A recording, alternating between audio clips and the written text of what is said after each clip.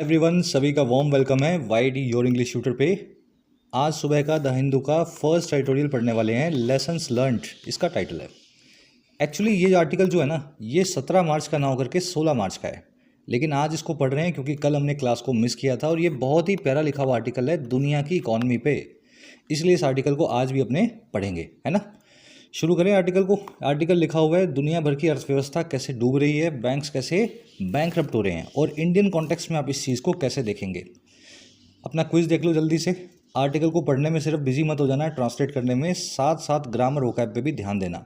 जो चीज़ें सीखोगे इस क्विज पे आपको अप्लाई करनी है। सॉल्यूशंस क्लास के लास्ट में करवाऊंगा पूरे क्विज के। चलिए क्लास को शुरू करते हैं।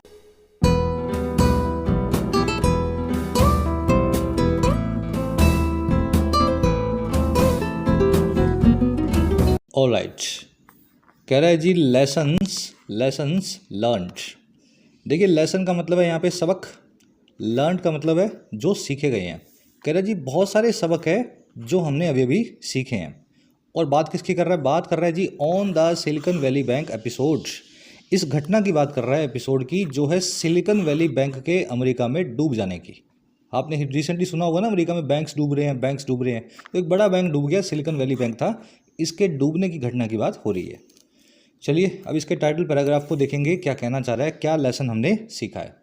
उससे पहले इस लेसन नाम के वर्ड पे आ जाओ। सबक के लिए अपने पास इंग्लिश में एक बहुत ही अच्छा वन वर्ड है, टेक अवे। टेक अवे, किसी भी चीज़ का टेक अवे क्या होता है? उस चीज़ से मिलने वाली शिक्षा या उससे मिलने वाला सबक। इस वर्ड को याद रखना भी बहुत आसान है, जो टेक करके अवे ले जाएं। किसी भी घटना में से जो चीज़ आप बाहर निकालते हैं, टेक अवे करते हैं, वही उस घटना का सबक होता है ना। टेक मतलब लिया, अवे मतलब दूर, ले करके बाहर निकाला तो टेक अवे बन गया। चलिए अब इससे एक वन वर्ड और बनाना है अपने को। एक मोरल स्टोरी या एक स्टोरी जिसमें एक मोरल लेसन हो।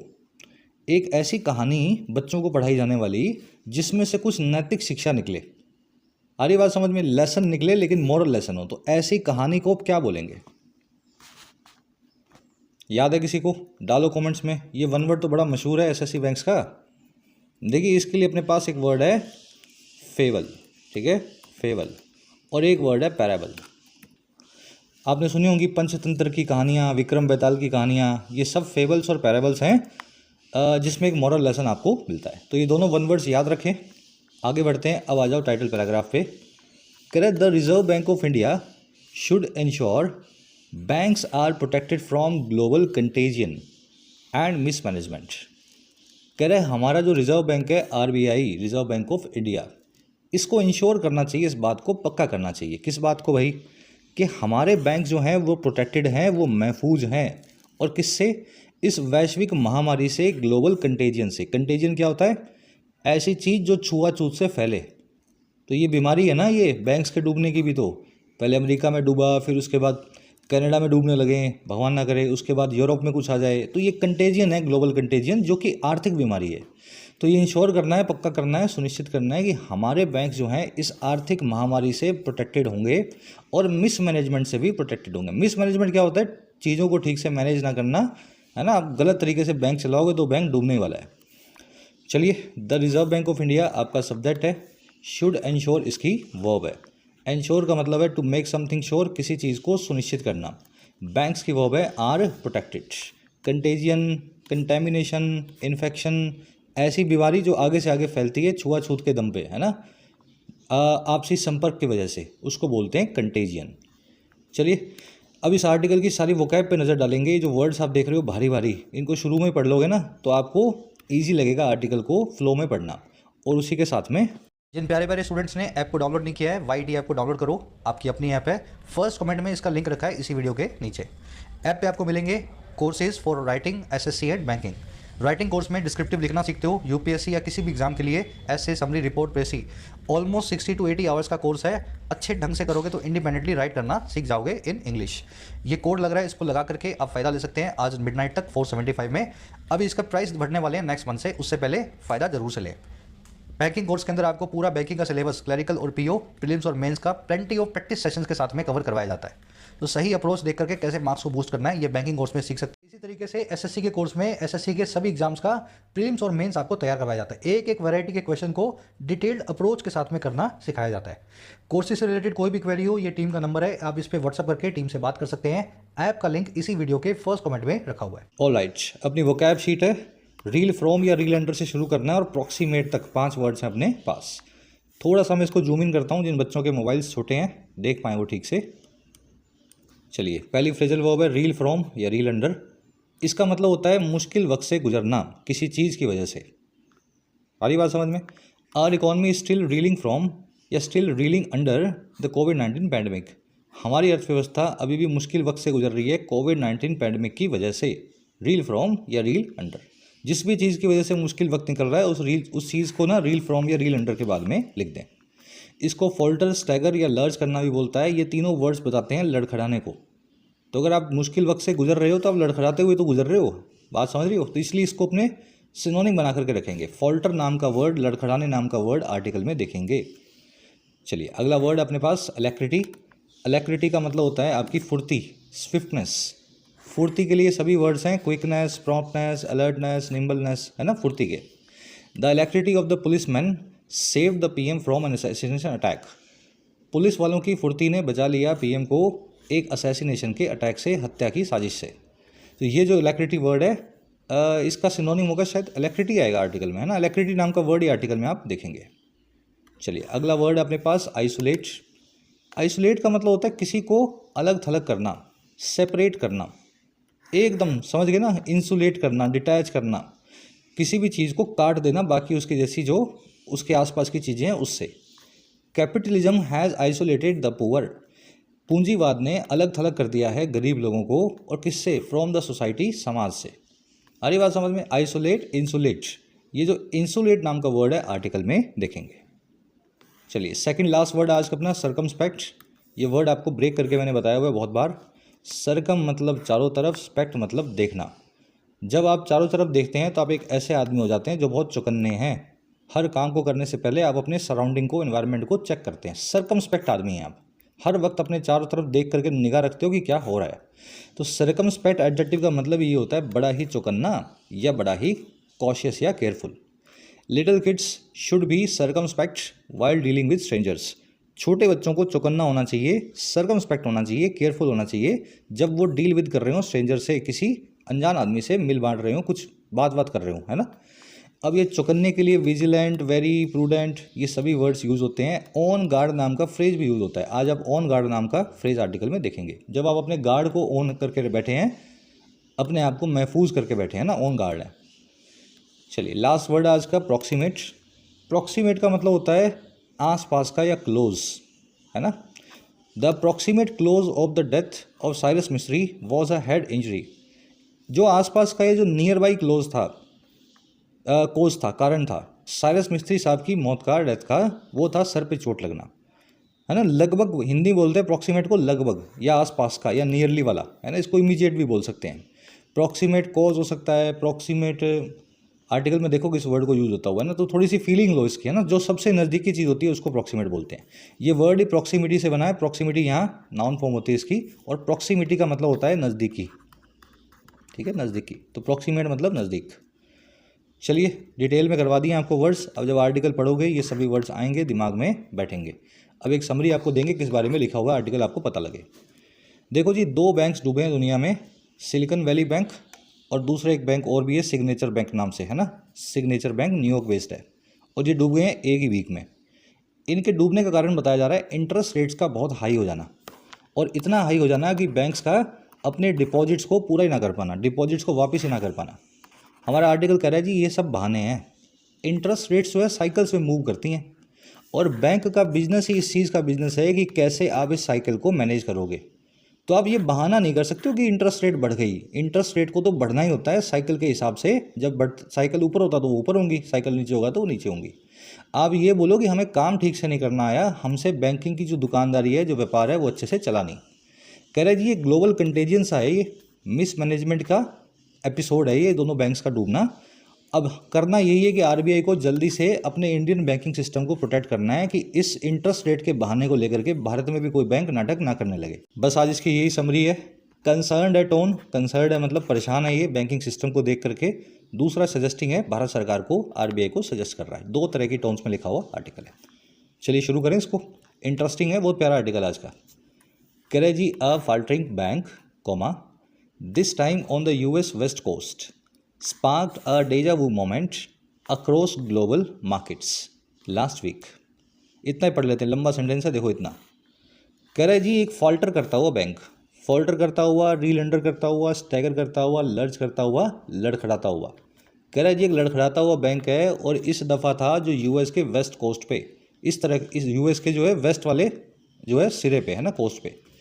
कह रहा है जी, इस बैंक ने ना स्पार्क कर दिया, भड़का दिया एक डेजावू मोमेंट को। डेजावू मोमेंट कौन सी मोमेंट होती है? जहाँ पे आपको डेजावू फील हो। डेजावू वो वाली फीलिंग है कि कभी कभी आपको लगे कि इस मोमेंट में, इसी वक्त पे, इसी जगह पे मैं पहले भी इस चीज़ को एक्सपीरियंस कर चुका हूँ। जैसे कभी कभी आप कहीं जाते हो, जाते ही आपको लगता है यार इस जगह तो मैं आ चुका हूँ, हालांकि आप आए नहीं हो, आपको याद नहीं आ रहा, पर वो डेजावू मोमेंट है। कह रहे इसी तरीके से इस बैंक के डूबने ने भी एक डेजावू मोमेंट को दुनिया भर की मार्केट में स्पार्क कर दिया। दुनिया भर के बाज़ारों को लगने लगा कि ये मोमेंट तो हम पहले भी देख चुके हैं। अब देखो कैसी मोमेंट थी डेजावू की। As fears of Lehman redux triggered sharp declines in banking stocks worldwide and saw investors make a beeline for safe haven assets such as gold। कह रहे क्योंकि जो फियर्स थे, जो डर थे लेमन रिडक्स के। अब ये क्या होता है? देखिए, रिडक्स का मतलब होता है रिवाइवल, किसी चीज़ का फिर से जिंदा हो जाना। और लेमन ब्रदर्स जो कोलैप्स हुआ था बैंक्स का 2008 में, है ना, इंस्टीट्यूशन था, फाइनेंशियल इंस्टीट्यूशन। तो कह रहे जी, दुनिया भर में जो डर है ना लेहमन ब्रदर वाली घटना के फिर से रिवाइव हो जाने के, उस घटना के फिर से रिपीट होने के, कह रहे इन डरों ने ट्रिगर कर दिया, भड़का दिया बहुत तेज़ी से डिक्लाइंस को बैंकिंग के स्टॉक्स में पूरी दुनिया के अंदर। और इन फियर्स ने देखा कि इन्वेस्टर्स मेक कर रहे हैं एक कतार को, एक बी लाइन को सेफ हेवन एसेट्स के लिए, जैसे कि गोल्ड। आई बात समझ में? तो ये था स्पार्क करने का रीज़न डेजावू मोमेंट को। दुनिया भर में सारे के सारे जो मार्केट्स हैं, स्टॉक मार्केट्स, ये फियर जो थे ना कि लेमन ब्रदर वाला किस्सा फिर होगा, एक बैंक डूबा है, फिर से रिसेशन आएगा, तो इस फियर्स ने देखा कि शार्प डिक्लाइन आए हैं दुनिया भर की मार्केट्स में। और इन्वेस्टर्स जो हैं लाइन लगा के बैठे हैं, बी लाइन लगा के, कतार लगा के, एक सेफ हेवन एसेट की। सेफ हेवन एसेट मतलब ऐसा एसेट जिसमें आपको सेफ हेवन मिले, प्रोटेक्शन मिले आपको। और ये एसेट होता है गोल्ड। जब भी बाजार डूबते हैं तो गोल्ड में निवेश किए हुए लोगों को बहुत फ़ायदा होता है, क्योंकि गोल्ड ऐसे मामलों में चढ़ जाता है। लंबे सेंटेंस है लेकिन आसान है, कहानी की तरह प्रोसेस करो। बैंक आपका सब्जेक्ट है, स्पार्क इसकी वर्ब है। बैंक ने स्पार्क कर दिया एक मोमेंट को, डेजावू की। फॉल्टरिंग यहाँ पे एडजेक्टिव है, लड़खड़ाता हुआ बैंक। डेजावू मोमेंट आप देख चुके हैं, ऐसी फीलिंग कि आप सोच रहे हो कि इस जगह पे इस चीज़ को मैं पहले एक्सपीरियंस कर चुका हूँ, हालांकि आपको याद ना रहा हो आपने कब किया है। अच्छा, फियर्स की वर्ब है triggered and fears saw. Fears triggered a sharp declines and fears saw investors make a beeline. Beeline करना, कतार लगाना, लाइन लगाना, है ना, बस एकदम जैसे बी मक्खियाँ लगाती हैं ना लाइन, वैसी लाइन लगा दी आपने कतार से। हेवन का मतलब होता है जहाँ पे आपको पनाह मिले। चलिए आगे बढ़ेंगे। ये हेवन का मीनिंग जानते हो ना? देखिए, हेवन जो वर्ड है ना जिसमें ई लगा हुआ है, इसका मतलब है स्वर्ग, पैराडाइस, ईडन। और हेवन जो है ना, हेवन, इसका मतलब है पनाह।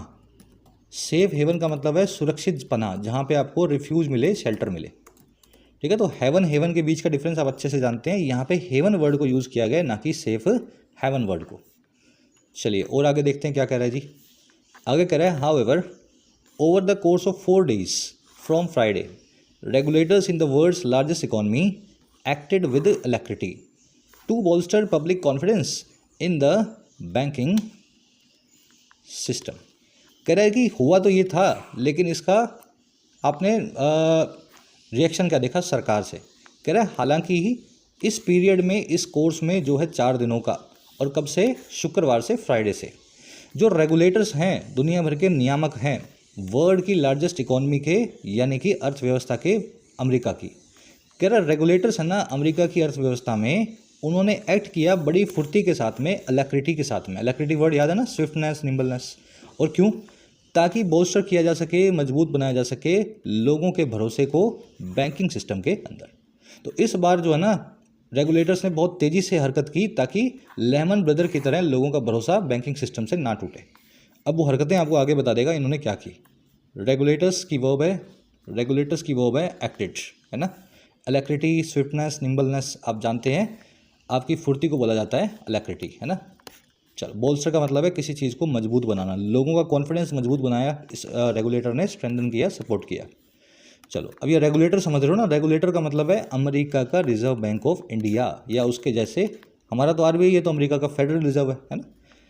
आगे बढ़ो, रेगुलेटर ने क्या किया, कह रहा है the federal deposit insurance corporation या FDIC first took over the Silicon Valley bank in California and on Sunday took control of New York based signature bank and in concert with federal reserve and treasury department.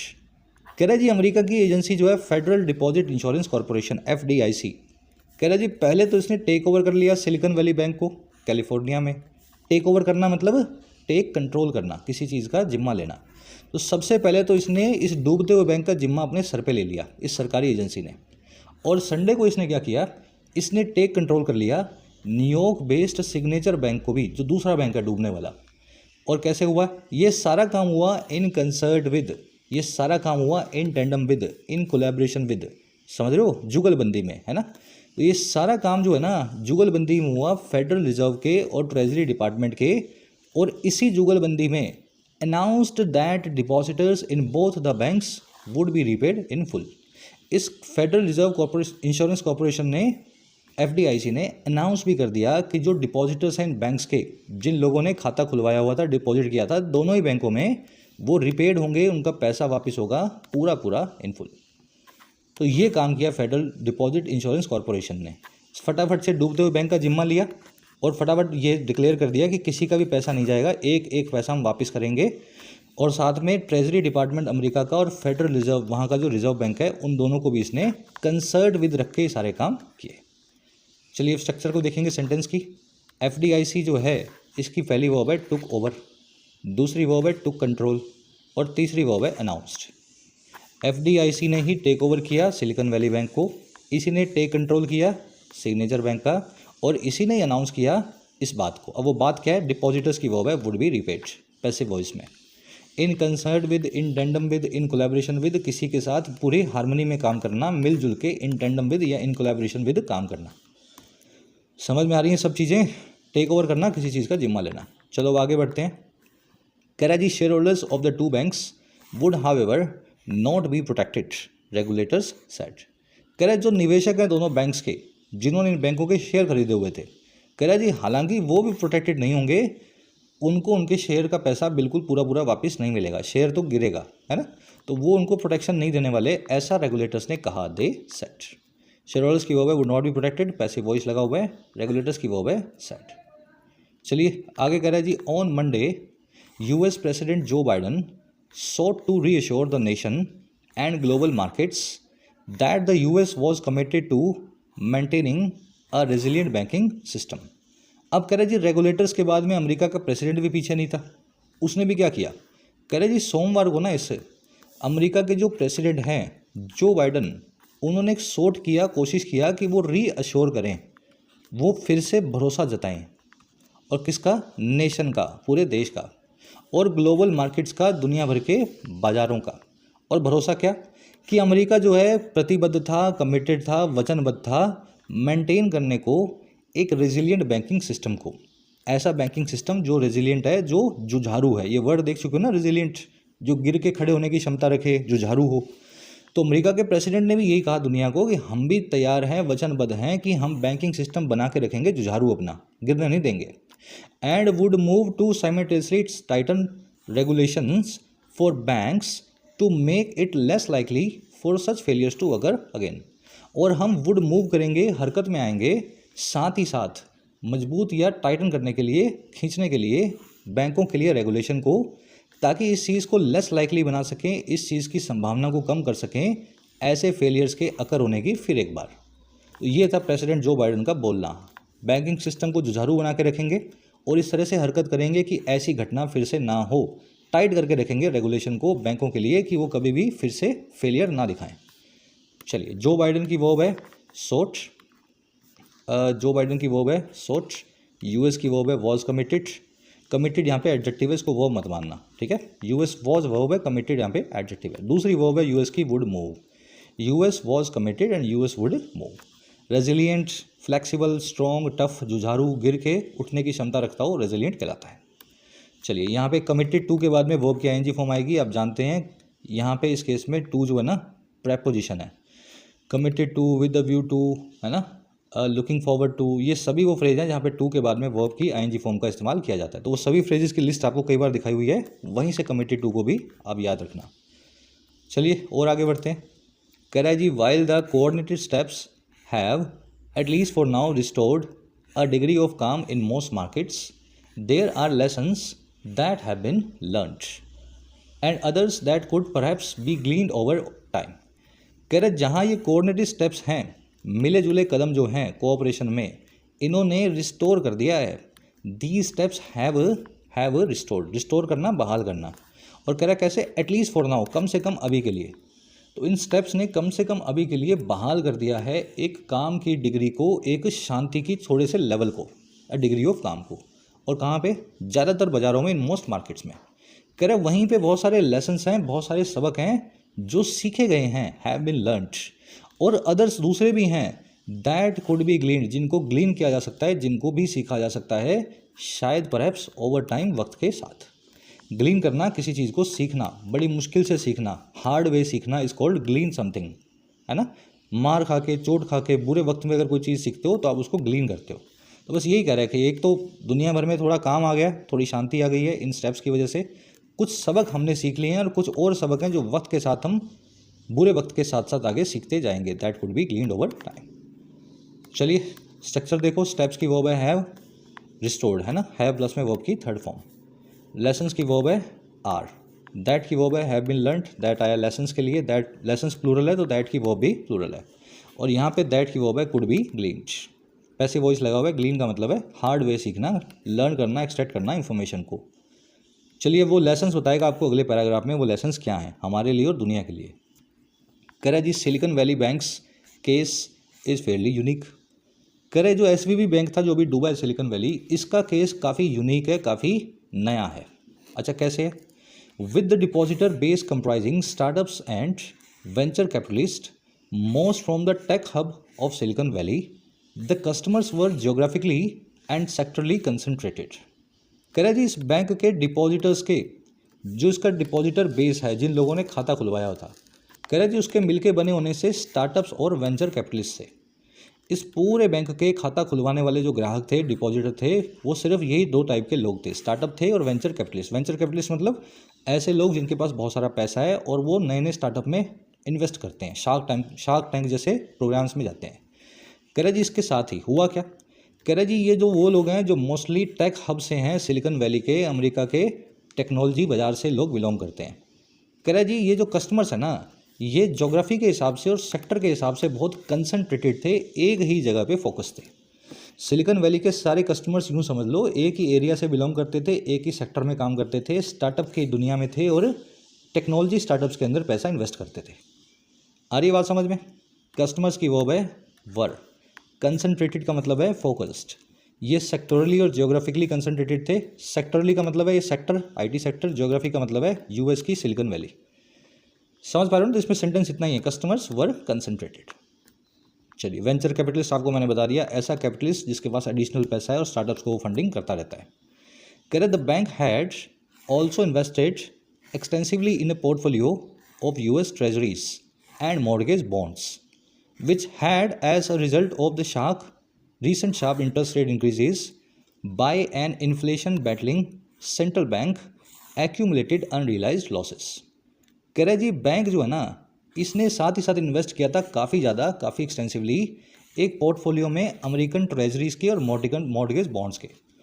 American treasuries America की सरकार की जो treasury है और जो mortgage bond है जो वहाँ की सरकार जो बॉन्ड निकालती है, तो इसने इस बैंक ने एसवीबी ने बहुत सारा इन्वेस्ट इसी तरह की समझ गए ना इंस्ट्रूमेंट्स में किया हुआ था, अमेरिका की सरकार के इंस्ट्रूमेंट्स में। कह रहे जो कि ऐसी चीज़ें हैं विच हैड, अब देखो ये सेंटेंस ऐसे बना हुआ, which had accumulated, which had accumulated.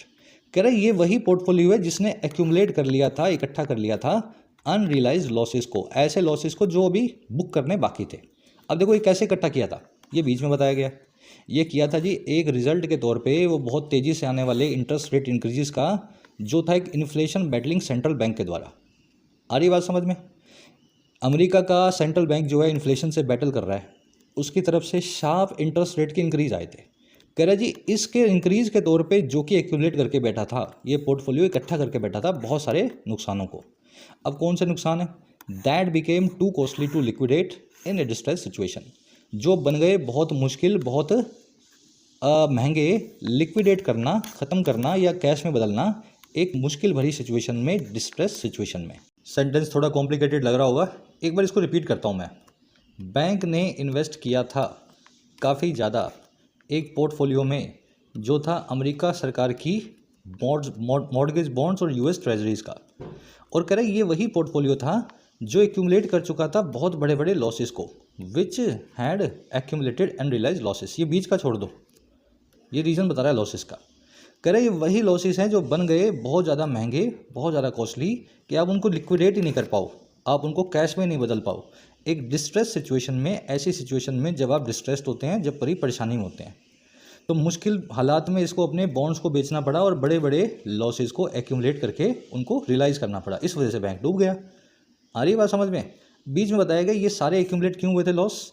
ये हुए थे एक नतीजे के तौर पे, वो जो बहुत तेज़ी से इंटरेस्ट रेट में इंक्रीज़ आया था, और ये इंक्रीज़ आया था अमेरिका के इन्फ्लेशन को बैटल करने वाले सेंट्रल बैंक की तरफ से, यानी कि फेडरल रिजर्व की वजह से। अब देखो स्ट्रक्चर, बैंक की वर्ब है हैड इन्वेस्टेड, विच की वर्ब है हैड एक्यूमुलेटेड, विच आया है बॉन्ड्स के लिए, एक्यूमुलेट करना, इकट्ठा करना, गैदर करना, एक्रू करना। दैट आया है पोर्टफोलियो के लिए, दैट बिकेम, दैट की वर्ब है बिकेम, है ना, पोर्टफोलियो के लिए आया है दैट। लिक्विडेट करना, किसी चीज़ को, एसेट को कैश में चेंज करना। आपने 10,000 रुपये के शेयर खरीदे किसी कंपनी के, मान लो इन्फोसिस से खरीद लिए, जब आप इनको बेचोगे तो आप इनको लिक्विडेट करोगे। आपने कोई ज़मीन का टुकड़ा खरीदा, प्लॉट खरीदा 5 करोड़ का, 5 लाख का, 50 लाख का, तो जब आप उसको बेचोगे तो आप उसको लिक्विडेट करोगे। समझ में आ गया ना, किसी चीज़ को कैश में बदलना। चलो यहाँ पे ग्रामर कॉन्सेप्ट भी है, टू कॉस्टली टू, ये आपको बाद में करवाता हूँ, अभी आगे बढ़ते हैं। कह रहे जी Signature on the other hand had exposed itself to a highly volatile crypto currency by providing services to those investing in digital assets. कह रहे ये तो था सिलिकॉन वैली बैंक। दूसरा जो बैंक डूबा है सिग्नेचर बैंक, कह रहा है वो दूसरी तरफ on the other hand expose कर चुका था अपने आप को, इस सिचुएशन में इन्वॉल्व कर चुका था। एक्सपोज करना मतलब किसी चीज़ के सामने अपने आप को इन्वॉल्व करना, और किसकी तरफ? बहुत ही ज़्यादा जो वोलेटाइल क्रिप्टो करेंसीज हैं, बदलने वाली, तेज़ी से चेंज होने वाली जो बिटकॉइन जैसी करेंसीज हैं, और ये काम उसने किया था प्रोवाइड करके सर्विसेज को उन लोगों को जो इन्वेस्ट कर रहे हैं डिजिटल एसेट्स में। तो क्रिप्टो करेंसी के अंदर इन्वेस्ट करने वाले लोगों को लोन दे रखा था सिग्नेचर ने। In other words crypto currency गिरी, इस वजह से सिग्नेचर बैंक के लोन्स भी डूब गए। सिग्नेचर की वर्ब है हैड एक्सपोज्ड। वोलेटाइल मतलब जो बहुत तेज़ी से बदले, चेंजेबल हो, अनस्टेबल हो। क्रिप्टो करेंसीज कुछ ऐसी ही होती हैं, बहुत तेज़ी से, समझ गए ना, अपने प्राइस में उतार चढ़ाव देखती हैं, वोलेटाइल होती है। कह रहे जी that along with a run on deposits ultimately prove to be its undoing. कह रहे जी ये वाली चीज़, और साथ ही साथ एक रन ऑन डिपॉजिट्स के, देखिए रन ऑन डिपॉजिट्स एक फ्रेज़ है, इसका मतलब होता है बैंक के खाता धारकों द्वारा एक साथ भाग के, दौड़ लगा के अपने पैसे को निकाल लेना। आपको लग रहा है बैंक डूब रहा है, फटाफट सारे लोग पहुंच गए बैंक में और अपने डिपॉजिट्स को लिक्विडेट करने लगे, अपने अपने पैसे को बैंक से निकालने लगे। कह रहे जी ऊपर वाला जो रीज़न है, साथ ही साथ एक रन ऑन डिपॉजिट्स के, खाता धारकों के डिपॉजिट्स पे रन लगाने के साथ ही हुआ क्या, अल्टीमेटली वो साबित हुआ, और क्या, इसकी अनडूइंग, इस बैंक का बर्बादी। अनडूइंग मतलब किसी चीज़ की बर्बादी, है ना, समझ में आ रही है? दैट जो है ना, इसकी वर्ब है प्रूव्ड। दैट आया है ऊपर क्रिप्टो करेंसी वाली, इसके कनेक्शन के लिए। अनडूइंग बर्बादी हो गई, रन ऑन डिपॉजिट्स एक आपको मैंने फ्रेज बताया, बैंक के खाता धारकों द्वारा अचानक से सारा पैसा निकालने की कोशिश करना। करे blaming the Fed's monetary tightening as the approximate cause for the bank failures is a case of being unable to see the wood for the trees. कह रहे जी ब्लेम करना, सारा दोष जड़ना फेड के मॉनेटरी टाइटनिंग पे, अमेरिका के सेंट्रल बैंक के इंटरेस्ट रेट्स को बढ़ाने पे। मॉनेटरी पॉलिसी टाइटनिंग मतलब इंटरेस्ट रेट को बढ़ाया जाना। कह रहे जी सारा काम जो है अमेरिका के फेडरल बैंक के इंटरेस्ट रेट के इंक्रीज़ पे डाल देना, सारा ब्लेम डाल देना। और कैसे? मेन कॉज जो है, सबसे नज़दीकी कारण जो है इन बैंक्स के फेलियर्स का, कह रहा है ये काम ही है ना अपने आप में ये ब्लेम करने का, ये केस है अनेबल होने का, असक्षम होने का, सी the wood for the trees करने में। अब ये क्या होता है, देखिए एक फ्रेज है इंग्लिश में, सी द वुड फॉर ट्रीज, इसका मतलब होता है कि किसी सिचुएशन की पूरी डिटेल्ड पिक्चर ना देख पाना। आप ट्रीज़ तो देख रहे हो लेकिन ट्रीज़ के पीछे का वुड यानी जंगल नहीं देख पा रहे हो। आप कह रहे हो कि यहाँ पेड़ लगे हुए, पेड़ नहीं लगे हुए, पूरा जंगल है यहाँ। तो जो वुड फॉर द ट्रीज़ है ना वो नहीं कर पा रहे हो आप, इंडिविजुअल ट्रीज़ को देख रहे हो, पूरा जंगल नहीं देखते हो। कह रहे जी ये काम बिल्कुल वैसा ही है, फेडरल रिजर्व पे अगर आप पूरा ब्लेम डाल रहे हो तो आप पूरी पिक्चर को देख ही नहीं पाए, आप बहुत ही नौसिखिए हो बैंकिंग सेक्टर में। आई बात समझ में। ब्लेमिंग जो कि सब्जेक्ट है, एक जीरेंड है, इसकी वर्ब है is, C the wood for the trees, बड़ी सिचुएशन को देखना। अगर आप इसको अनेबल हैं तो इस काम को नहीं कर पा रहे। प्रॉक्सिमेट मतलब सबसे नज़दीकी, सबसे आसपास का, नियर बाय। कह रहा जी interest rates move in cycles and all banking is fundamentally predicated on managing the risk associated with interest rate moves. कह रहा जी जो इंटरेस्ट रेट्स हैं ये साइकिल्स में मूव करती हैं, ये ऊपर नीचे होती रहती हैं, आज की बात नहीं है ये। और जो बैंकिंग है ना वो मूल रूप से फंडामेंटली प्रेडिकेटेड ऑन है, बेस्ड ऑन है मैनेज करने पे इसी रिस्क को जो जुड़ा हुआ है इंटरेस्ट रेट की हरकतों के साथ। तो बैंकिंग में बहाना नहीं चलता है कि इंटरेस्ट रेट बढ़ गई तो हम डूब गए। बैंकिंग नाम इसी चीज़ का है कि इंटरेस्ट रेट को साइकिल्स में मूव करते हुए आपको मैनेज करना है, उससे जुड़े हुए रिस्क को। और साथ ही साथ as well as ensuring that the all deposits bank accept to fund lending are always reasonably matched with income or holdings। और साथ ही साथ बैंकिंग जो है इस चीज़ का भी नाम है जो है इंश्योर करना कि जितने भी डिपॉजिट्स आए हैं, जितने भी बैंक में लोगों के खातों में पैसे जमा हुए हैं जो बैंक्स एक्सेप्ट कर रहे हैं, और किस लिए भाई, आगे फंडिंग करने के लिए, लैंडिंग करने के लिए, लोगों को लोन देने के लिए। हमारा जो पैसा बैंक को हम देते हैं वही बैंक आगे लोन में दे देता है। कह रहे ये सारे डिपॉजिट्स जो है ना जो ऐसे आए हैं वो हमेशा मैच्ड विद होते हैं, हमेशा रीजनेबली बराबर होते हैं बैंक की इनकम के या फिर बैंक की एसेट के, उसकी होल्डिंग के। और वो holding that could be use to meet withdrawals, जो कि यूज़ की जा सकती है विड्रॉल्स को मीट करने के लिए। लोग अगर पैसा विड्रॉ करें तो उसकी ज़रूरत को पूरा करने के लिए। तो बैंकिंग हमेशा ऐसे ही बनी है कि हमारे पास 10,000 करोड़ रुपए के डिपॉजिट्स हैं, हमने 5,000 करोड़ के लोन दिए हुए हैं, 5,000 करोड़ हमारे पास रखा है। अगर लोग पैसा मांगने आएंगे तो 5,000 करोड़ तक तो हमें कोई दिक्कत नहीं है, हम वापस भी कर सकते हैं। इतने में हमें और टाइम मिल जाएगा, हमारे लोन्स वापस आएंगे। तो ये इन काम है पूरा बैंकिंग का कि आप कैसे मैनेज करते हो लोगों के इंटरेस्ट को, अपने पैसे को और सबके भरोसे को। आगे बात समझ में। चलो इंटरेस्ट रेट्स की वर्ब है मूव, बैंकिंग की वर्ब है इज प्रेडिकेटेड ऑन यानी कि बेस्ड ऑन, इसको इन्वॉल्व्स ही बोलते हैं। बैंकिंग फंडामेंटली इन्वॉल्व्स या प्रेडिकेटेड ऑन या बेस्ड ऑन एक ही बात है ना, इन्वॉल्व्स ही बोल सकते हैं। अच्छा बैंक्स की वर्ब है एक्सेप्ट, डिपॉजिट्स की वर्ब है यहाँ पे आर, डिपॉजिट्स की वर्ब है आर मैच्ड। एक सेकंड रुक जाओ, मैं इसको सही कलर दे दूँ। डिपॉजिट्स आपका सब्जेक्ट है और इसकी वर्ब है आर रीजनेबली मैच्ड। ठीक है, थोड़ी कॉम्प्लेक्स स्ट्रक्चर्स है ना, ये हो गई इसकी वर्ब डिपॉजिट्स की, आर मैच्ड। चलो दैट की वर्ब है could be used passive voice में। कह रहा है जी the reserve bank of India's guidelines of 2018 advising banks to create an investment fluctuation reserve is just a kind of counter cyclical tool that has relatively insulated Indian lenders from interest rate risk. कह रहे इस मामले में हमारा RBI बिल्कुल ठीक है। हमारी जो गाइडलाइंस हैं 2018 की जो एडवाइज़ करती हैं कि बैंक्स जो हैं वो क्रिएट करके रखें एक इन्वेस्टमेंट फ्लक्चुएशन रिजर्व को, एक अलग से फंड को जो इन्वेस्टमेंट में फ्लक्चुएशन के वक्त काम आएगा। कह रहे ये जो है ना ये फंड है, ये अपने आप में ही एक kind of counter cyclical tool है। काउंटर सिक्लिकल का मतलब जो इकोनॉमिक साइकिल के काउंटर काम करे। इकोनॉमिक साइकिल जो है रिसेशन का हो तो वो आपको फ़ायदा पहुंचाए, इकोनॉमिक साइकिल बूम का हो तो वो आपको स्टेबिलिटी दे। तो कह रहा है हमारे बैंक का जो समझदारी वाला ये टूल है कि सब बैंक जो है इस रिजर्व को बना के रखेंगे, ये काउंटर सिक्लिकल टूल है जिसने तुलनात्मक तौर पे अलग कर दिया है, इंसुलेट कर दिया है भारत के लेंडर्स को, भारत के बैंकों को इंटरेस्ट रेट से जुड़े हुए जोखिम से। तो हमारे पास तो एक फ़ंड पहले से ही बना हुआ था, इंटरेस्ट रेट बढ़ेगी तो उस फंड से बैंक अपने आप को खुद को संभाल लेंगे। तो आरबीआई की गाइडलाइंस इसकी वर्ब है इज, काउंटर सिक्लिकल टूल मैंने आपको बता दिया जो काउंटर करे, साइकिल के उल्टा काम करे। और दैट की वर्ब है हैज़ इंसुलेटेड, इंसुलेट करना, अलग थलग करना, आइसोलेट करना, सेग्रेट करना, सेपरेट करना, है ना, देख चुके हैं ना इस वर्ड को।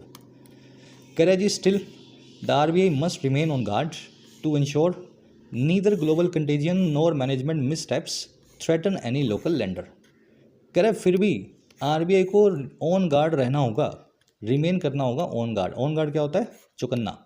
RBI को चौकन्ना रहना होगा इस चीज़ को सुनिश्चित करने के लिए कि ना तो ग्लोबल कंटेजियन, ना तो ये वैश्विक महामारी है ना, आर्थिक महामारी, और ना ही मैनेजमेंट के मिसस्टेप्स, बैंकों की मैनेजमेंट के बुरे कदम, वो थ्रेटन करें किसी भी लोकल लेंडर को, किसी भी भारत के बैंक को। तो इस मामले में RBI को और चौकन्ना रहना होगा कि कोई और फिर भी कुछ जो अपने बुरी किस्मत ना हो, कोई बैंक जो है इनके इस चक्करों में ना पड़ जाए। RBI की वर्ब है मस्ट रिमेन, ऑन गार्ड मतलब चौकन्ना, कंटेजियन मिसस्टेप्स दोनों की वर्ब है थ्रेटन। चलिए, थ्रेटन का मतलब होता है किसी चीज़ को चुनौती देना, किसी चीज़ को खतरे में डालना। इंटरेस्टिंग आर्टिकल था, थोड़ा आपको कॉम्प्लिकेटेड लगा होगा, लेकिन यही रीज़न था इस आर्टिकल को लेने का। जब ये पढ़ोगे ऐसे 10-20 आर्टिकल, अपने आप दिमाग जो है ना चलने लगेगा इस फील्ड में, डोमेन में। ये आर्टिकल पढ़ने में इसीलिए मुश्किल लगते हैं क्योंकि आपने पढ़े नहीं है, जिसने पढ़े हैं उसको थोड़ा मुश्किल लगते हैं। अब अपने क्विज पे आ जाओ। फर्स्ट क्वेश्चन पूछ रहा है जी, इनमें से एक्चुअल कोज या रीज़न आपको क्या लगता है अमेरिका में 2 बैंकों के डूबने का? एक्चुअल कोज पूछा आपसे, ये लगता है पहला, दूसरा, तीसरा या चौथा? भारी क्वेश्चन है, कोशिश करना देखने, जो कोज दिखाई दे रहा है वो नहीं, जो ये बैंक बहाना कर रहे हैं वो नहीं, एक्चुअल कोज पूछा आपसे, तो थोड़ा गहरा क्वेश्चन है, उसी हिसाब से इसको सॉल्व करना है।